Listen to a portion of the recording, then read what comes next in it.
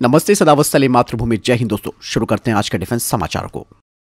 बढ़ते पहली अपडेट की तरफ। दोस्तों आज बालाकोट एयर स्ट्राइक के 4 साल पूरे हो चुके हैं।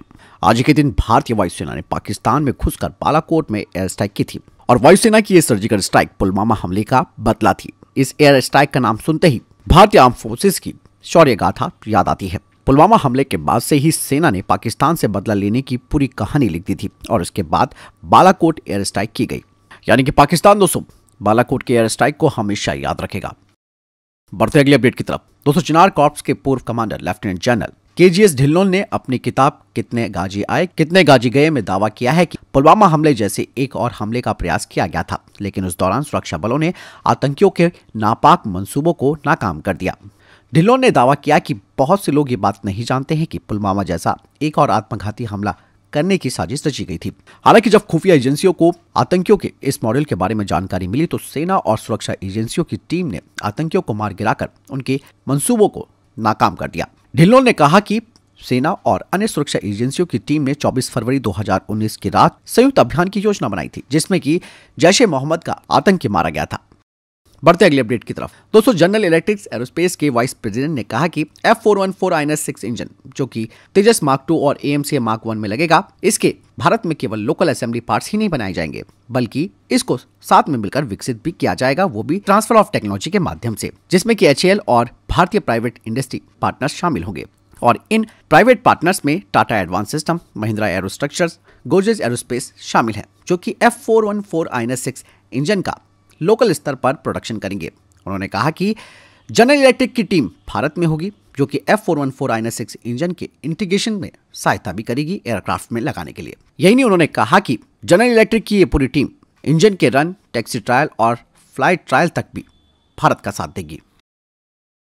बढ़ते अगले अपडेट की तरफ। दोस्तों HAL ने स्वदेशी रूप से तैयार किए गए infrared search and track system की टेस्टिंग शुरू की है, जिसे कि तेजस मार्क 2 के लिए बनाया गया है। तेजस मार्क 2 के प्रोजेक्ट मैनेजर ने कहा कि स्वदेशी IRST का डिजाइन यूरोफाइटर टाइफून पर लगे IRST सिस्टम की तरह ही है। इस IRST को आंतरिक रूप से फाइटर जेट में माउंट किया जाएगा और इसकी रेंज 100 किलोमीटर होगी और ये बड़े फील्ड ऑफ व्यू में कई सारे टारगेट्स को डिटेक्ट और ट्रैक कर सकता है। साथ ही साथ ये एयर टू एयर और air to ground target tracking को भी हैंडल कर सकता है। और इस IRST में आर्टिफिशियल इंटेलिजेंस आधारित सुपर कंप्यूटर होगा, जो कि running search and track algorithm के माध्यम से स्टेल्थ एयरक्राफ्ट को भी डिटेक्ट कर सकता है।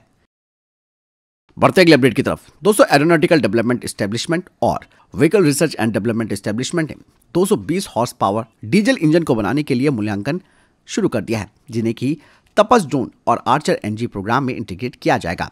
220 हॉर्स पावर वाला ये इंजन पार्टनरशिप के तहत बनाया जा रहा है, जिसे कि प्राइवेट सेक्टर की फर्म JM ऑटोमोटिव्स तैयार कर रही है। ये इंजन हाई एल्टीट्यूड ऑपरेशन में बेहतर प्रदर्शन करेगा और ये इन UAVs का टेक ऑफ डिस्टेंस को भी कम करेगा। बढ़ते नेक्स्ट अपडेट की तरफ। दोस्तों भारतीय वायुसेना के पहले C295 टैक्टिकल ट्रांसपोर्ट एयरक्राफ्ट ने अपनी असेंबली को पूरा कर लिया है एयरबस डिफेंस फैसिलिटी स्पेन में और अब इसके टैक्सी ट्रायल्स कुछ ही दिनों में शुरू होने वाले हैं। और आपको बता दें कि इंडियन एयरफोर्स को इसी साल 2023 में ये विमान मिलेगा।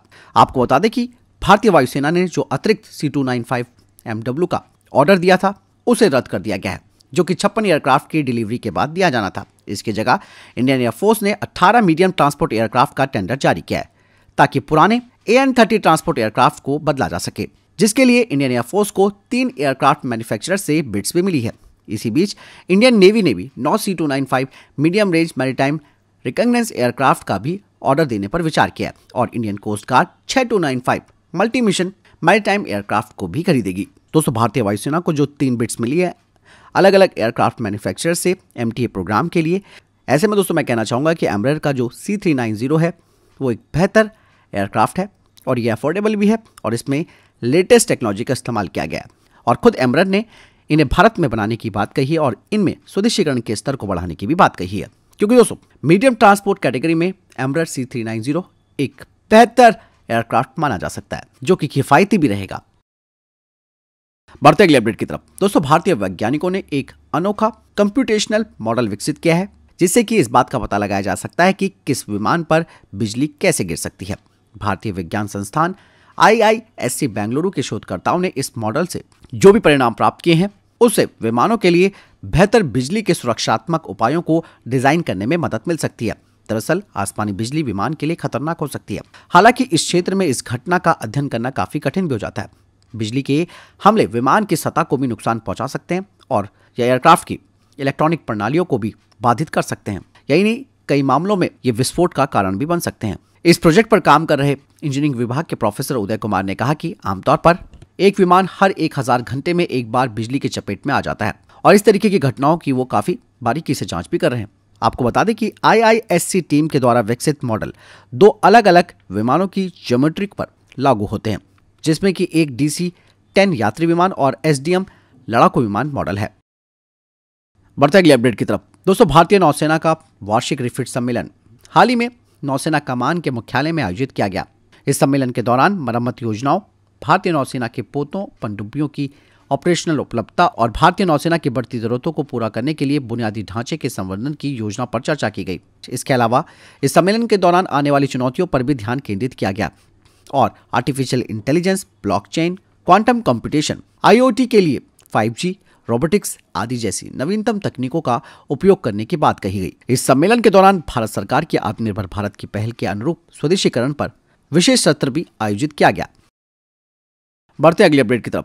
दोस्तों, रूस और यूक्रेन का युद्ध अब 1 साल से ऊपर हो चुका है, लेकिन रूस पीछे हटने को तैयार नहीं है। ऐसे में यूरोपीय संघ ने अपने प्रतिबंधों को हटाने के लिए मना कर दिया है। इसके साथ ही यूरोपीय संघ ने रूस पर प्रतिबंधों के एक नए दौर पर सहमति व्यक्त की है। यूरोपीय संघ ने प्रतिबंधों का 10वां पैकेज लगाया है। उन्होंने रूस पर लगाए गए नए प्रतिबंधों में कहा है कि युद्ध का समर्थन करने वाले व्यक्तियों और संस्थाओं के खिलाफ कई कदम उठाए जाएंगे। साथ ही उन्होंने ये भी कहा कि यूक्रेन को और मजबूत करने के लिए अधिक हथियार भी मुहैया कराए जाएंगे। युद्ध को लेकर रूस के पक्ष में प्रचार प्रसार करने पर कार्रवाई तक भी की जाएगी। यूरोपीय संघ की ओर से अभी तक जो प्रतिबंध लगाए गए, उनकी वजह से रूस को बहुत ज्यादा आर्थिक नुकसान उठाना पड़ा है। साथ ही यूरोपीय संघ का कहना है कि यूक्रेन के मुक्त न होने तक रूस पर प्रतिबंध लगेगा। यूरोपीय संघ के द्वारा लगाए गए नए प्रतिबंधों में कई कड़े कदम उठाए गए हैं। संयुक्त राष्ट्र ने तो रूस के कुछ बड़े बैंकों से लेन देन पर भी प्रतिबंध लगा दिया है। 3 और रूसी बैंकों और सैन्य ड्रोन का निर्माण करने वाली 7 ईरानी संस्थाओं की संपत्ति की खरीद बिक्री पर भी रोक लगा दी गई है। इनमें कंपनियां, एजेंसियां, राजनीतिक दल या अन्य संगठन भी शामिल है। यूरोपीय संघ को संदेह है कि रूस ने युद्ध के दौरान इन ड्रोन का इस्तेमाल किया है। तो फिलहाल दोस्तों, ये थे अभी तक के टॉप डिफेंस अपडेट्स। वीडियो के संबंध में कोई प्रश्न, जवाब, आपका कोई सवाल है, कमेंट सेक्शन में लिखकर जरूर पूछ सकते हैं। मिलता हूं नई जानकारी के साथ। चैनल जरूर सब्सक्राइब कीजिएगा। जय हिंद, वंदे मातरम।